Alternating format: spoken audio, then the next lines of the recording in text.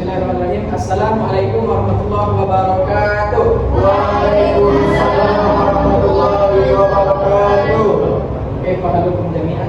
Alhamdulillah ya khair. Nah, halum sa'id. Sa'idatun Sa'idatun atau sa'idun mubarak? Sa'idun mubarak. Sa'idun mubarak. Baik, anak-anak sekalian, semoga sehat selalu, panjang umur, diberikan kesehatan badan, sehat walafiat. Amin amin ya rabbal alamin.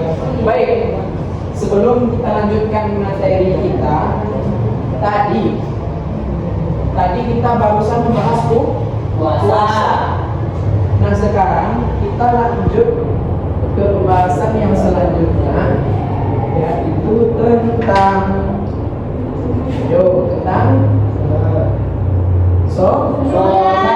sholat.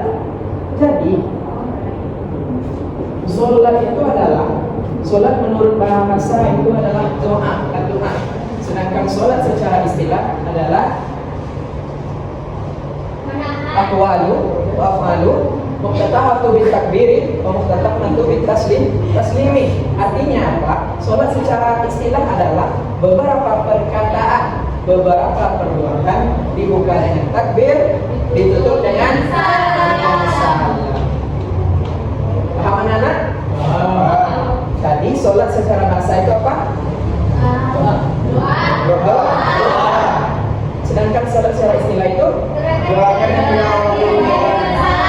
beberapa perkataan dan beberapa perbuatan. Ada yang bisa beri contoh gerakan sholat beberapa perkataan? Sholat ini kan adalah doa. Sedangkan secara istilahnya adalah sholat itu adalah beberapa perkataan dan beberapa perbuatan. Jadi perkataan dalam sholat itu contohnya seperti apa? Subhana rabbiyal azim wa bihamdi. Oke, bagus anak Rafi. Itu bacaan gerakan apa itu? Ruku, Pak. Ruku. Baik, subhana rabbiyal azim wa bihamdi. Ada lagi yang bisa memberikan contoh beberapa perkataan dalam sholat? Allahu akbar. Itu gerakan apa dong? Takbir. Allahu akbar. Bagus anak teman. Saya iya. Tadi Ya, bisa sampai tadi bacaan apa itu? Oh, lupa. Ya, saya lupa kepada Oke, baik. Bagus. Dengan bacaan tadi. Iya, pada anak Arif. saya mau bilang bacaan sejuta. Sebanyak berapa kali itu? Nah, 3 kali, Pak. 3 kali. Oke, baik. Itu adalah contoh beberapa perkataan. Dan sekarang contoh perbuatannya. Ada yang tahu? Sujud. Ya, betul. Apa lagi? Tidak. Apa lagi? Ruku. Duduk di antara dua sujud. Yang terakhir apa namanya gerakannya?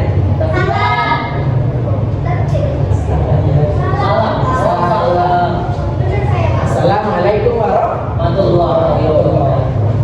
Jadi sholat itu memang diwajibkan untuk kaum muslimin dan kaum muslimat.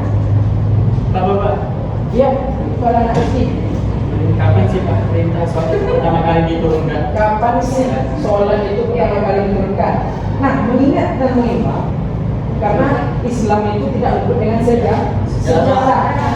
Bahkan dalam Al-Quran isinya tentang kisah sejarah. Nah, sholat itu diturunkan pertama kali, yaitu dijemput oleh Nabi SAW dengan ada nama kegiatannya, ada nama peristiwanya, dinamakan dengan peristiwa Isra Mi'raj pada tanggal 27 Rajab. Awalnya sholat yang dijemput ini sebanyak 50 rakaat. Lama-lamaan dengan proses interaksi antara Nabi dengan Allah, maka menjadilah pada saat sekarang ini sholat itu menjadi 5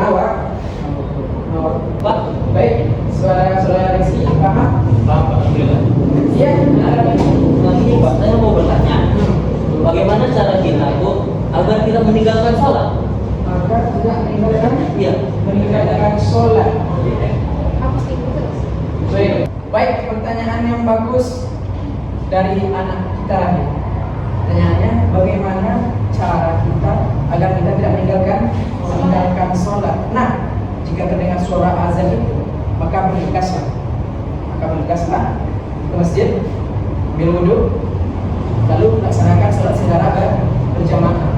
Jikalau kita menunggu menanti-nanti, kita nanti akan sholat, kita pasti akan sholat. Memang kita tahu mau sampai kapan kita hidup. Laksanakan segera. Bahwasanya kita itu tidak boleh menunda waktu sholat. Bagaimana? Anak Rabi? Iya, pada beliau. Apa pertanyaannya?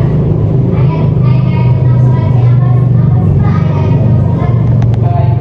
A'udzubillahi minasyaitonirrajim. Bismillahirrahmanirrahim. Wa aqimus shalah wa atuz zakah warka'u ma'ar raki'in. Yang artinya adalah dan dirikanlah salat dan tunaikanlah zakat dan rukuklah beserta orang-orang yang rukuk. Baik. Pak, saya Iya, gimana? ini Pak. Kenapa sih Pak? Sholat itu sangat penting bagi kita. Sangat penting bagi kehidupan. Karena kalau kita tidak sholat, ibaratnya kita itu sudah mati sebelum kita mati. Paham? Bapak. Dan juga sholat ini nantinya itu adalah amal yang pertama kali dihisab di hari akhir. Karena itulah, dan juga barometer baik buruknya amal ibadah seseorang itu tergantung sholatnya. Apabila sholatnya itu baik, maka baiklah seluruh amalnya. Dan jika sebaliknya sholatnya itu buruk, tidak baik, maka buruklah atau tidak baiklah seluruh amal. Gimana? Bagaimana? Paham? Paham. Boleh. Iya, pada Messi.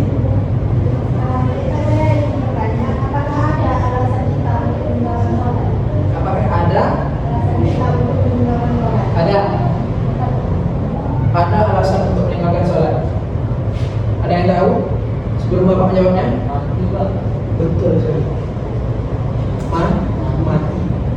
Karena mati tidak sholat, tetapi di sholat dan tidak ada alasan untuk tidak mengerjakan sholat.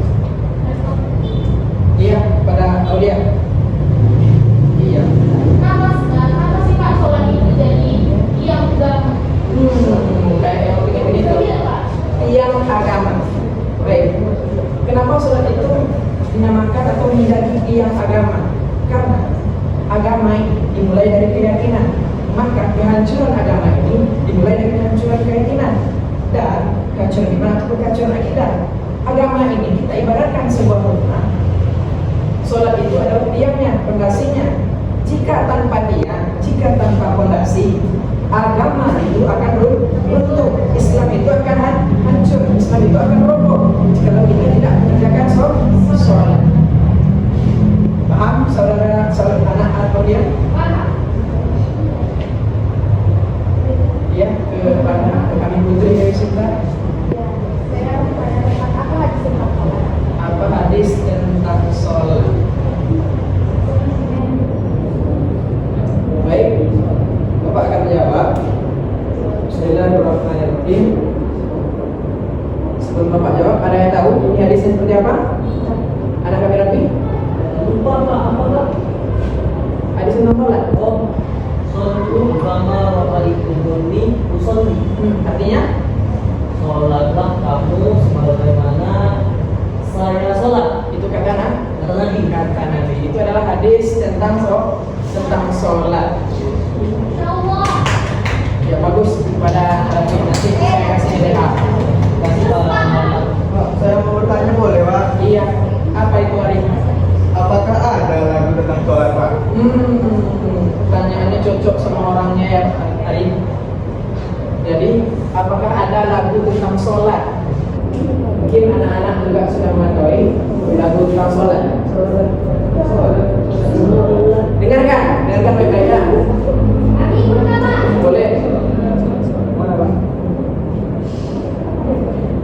Sepotong kayu daunnya rimbun, lebat buahnya serta buahnya,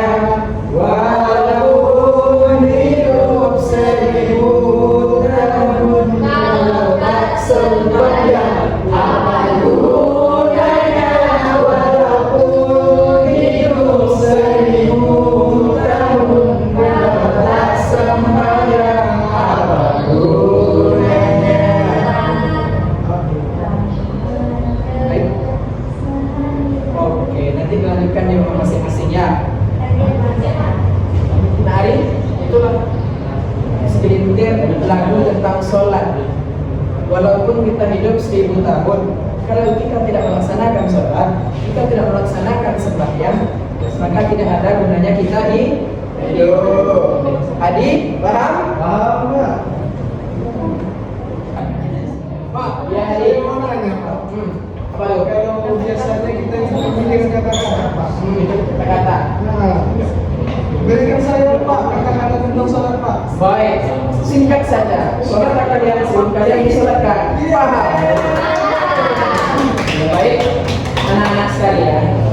Di sini dapat Bapak sampaikan kesimpulannya adalah bahwasanya sholat dalam Islam itu kedudukannya sama halnya seperti kedudukan kepala pada badan. Kan? Kedudukan sholat dalam Islam itu sama halnya seperti kedudukan kepala pada badan.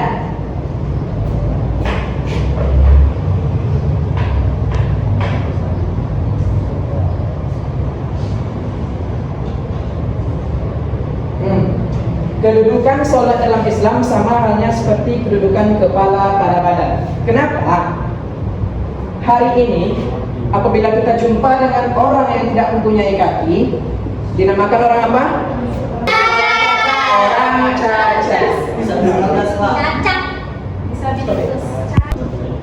Dan apabila kita jumpa dengan orang yang tidak mempunyai kepala, Hantu Pak, hantu.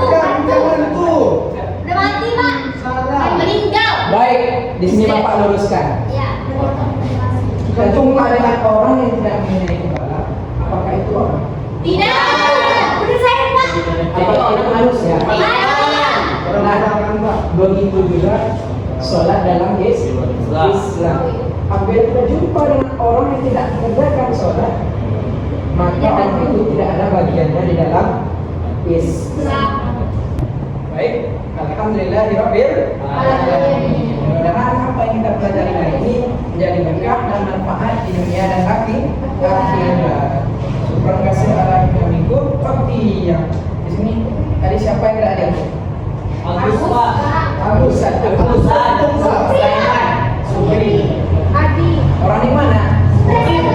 Agus cabut Pak. Agus cabut. Besok orang lagi Agus itu. Iya Pak. Ya monek Pak. Ya sekretaris tolong mengasum catat yang ada adik ulang. Monik Allah hadir Pak. Jadi syukur kasih ala kamikum. Assalamualaikum warahmatullahi